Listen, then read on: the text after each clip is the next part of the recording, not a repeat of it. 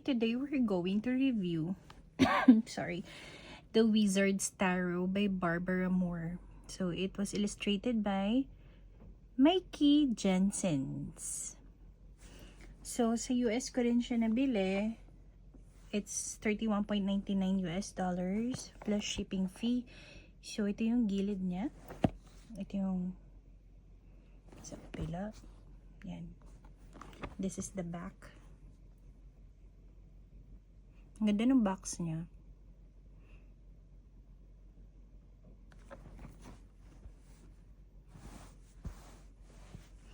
Alright, open na natin. So, yung book niya, ito, ang kapal ng book niya. Then, this is yung side. Ang ganda.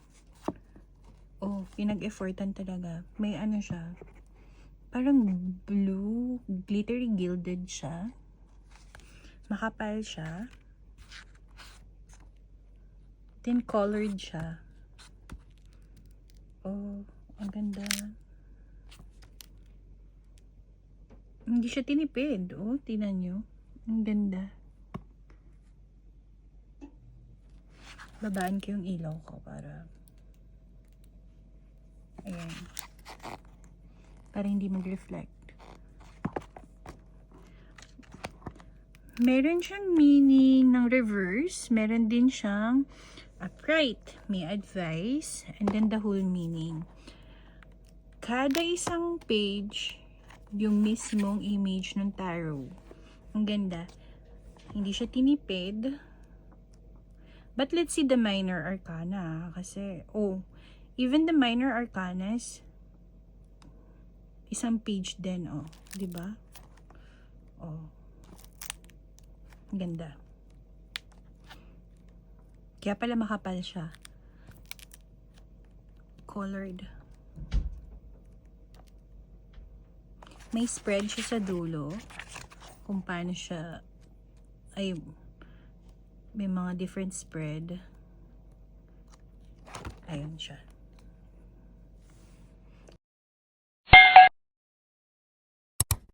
So, tingnan na natin yung card. Balik ko lang siya dito. Alam nyo, if alam nyo Everyday Witch, this is kinda Everyday Witch for me, no? Madali siyang basahin. Ang ganda ng images niya. And, pwede siya sa mga beginner. Ito siya. So, lalagay ko siya dito sa gilid. So, kung medyo mabilis, you can pause it. So, the Fool, may dog din. Tapos, hindi nga lang siya nakatayo. So, you know, intuitive reading, taking a risk, new beginning.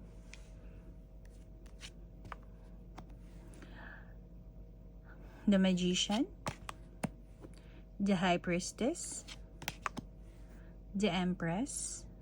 Ang ganda ng Empress niya. Empress na Empress. Tigdag ako ng light. The Empress.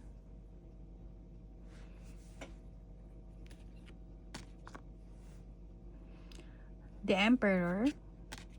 The Hierophant. The Lovers. The Chariot. The Strength. The Hermit. I love the images. Wheel of Fortune. Justice. The Hangman. Death. Yung death niya.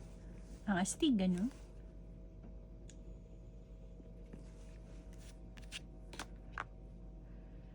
Temperance. Devil. Tower. The Star. The Moon. The Sun. Judgment. My gosh, yung Judgment yan, mga nasa coffin sila, no? The World. Ace of Wands. Two of Wands. Three of Wands. Four of Wands. Five of Wands. Six of Wands. Seven of Wands.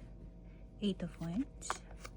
Nine of Wands, Ten of Wands, Page of Wands, Knight of Wands, Queen of Wands, King of Wands, Ace of Swords, Two of Swords, Three of Swords, Four of Swords, Sleeping Beauty.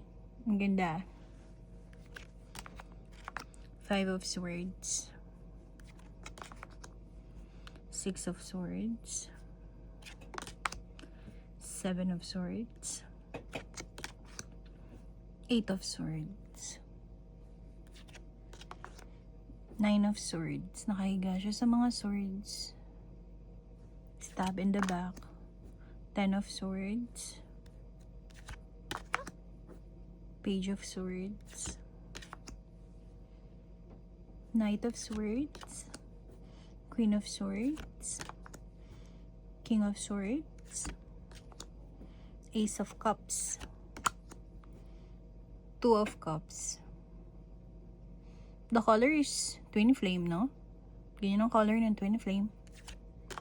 Three of Cups, Four of Cups, Five of Cups,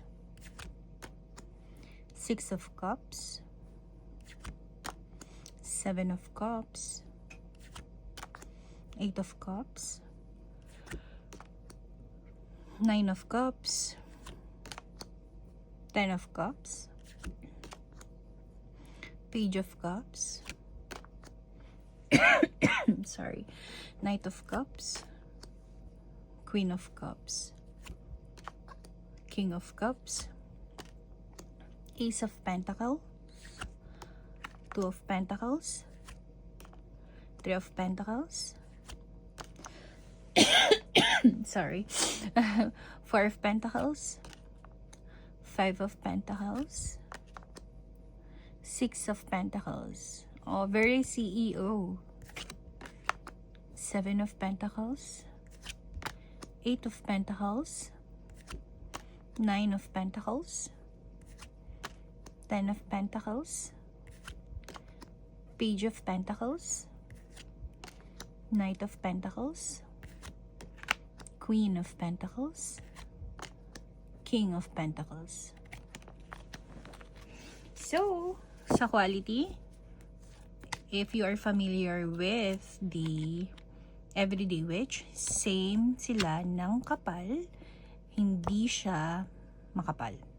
Medyo manipis siya compare with the ibang, ayan no. This one, medyo manipis siya. And honest review, no? Usually yung mga ganito, nagde-dent siya agad sa gilid kapag gamit na gamit mo na siya.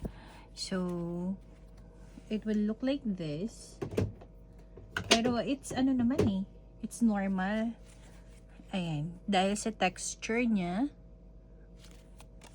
usually, magkakaroon talaga ng dents. Lalo na if everyday mo siya ginagamit. So, yun yung quality niya. Same with Everyday Witch. Then, reversal. No. You can't, makahalata mo siya if reverse ang reading mo. This one is the reverse. This is the upright. So, if you're not reading in reverse, okay lang naman. Walang kaso. But, if you're usually reading in reverse, nagre-read kayo ng reverse, halata siya pag bali-baliktad. So, yun yung kinda disadvantage of this Wizard Tarot. Halata siya kapag naka-reverse. And then, medyo manipis, pero the illustration, it's perfect. Ang ganda ng mga illustration niya. If you are new, beginners, you can resonate with this cards, with this deck. Regarding naman sa pag-shuffle, usually ganito ako mag-shuffle. Sobrang cool lang niya i-shuffle. Hindi siya kasi matte. Madulas siya. Pero hindi ganun kadulas. Tama lang naman. Meron kasi mga card na sobrang dulas naman. But this one, it's not. You can use this for everyday tarot reading. Ganyan. So, hindi ko siya nire-recommend na do this way kasi nga medyo manipis siya, magbe-bend. So, there's a possibility na mag-bend siya kapag ganito dahil medyo manipis nga siya. So, it's better if you're going to shuffle the other way. This way. Ganyan. And then, kapag i-shuffle mo naman siya ng paganyan, okay siya. Mabilis siya. I mean, mabilis. Hindi siya ganun kadulas. So, hindi siya agad nalalaglag naman. Tama lang. And kapag may isang natira, hindi siya nagbe-bend like the other. Medyo kapag mahigpit yung hawak mo. Ayan. Well, wala ako nito sa Shopee ko. Baka soon magkaroon ako nito sa Shopee because this one is my personal used card. So, this is mine. Because I love the graphics, I love the arts, the texture. Kaya, this is mine. So, yun.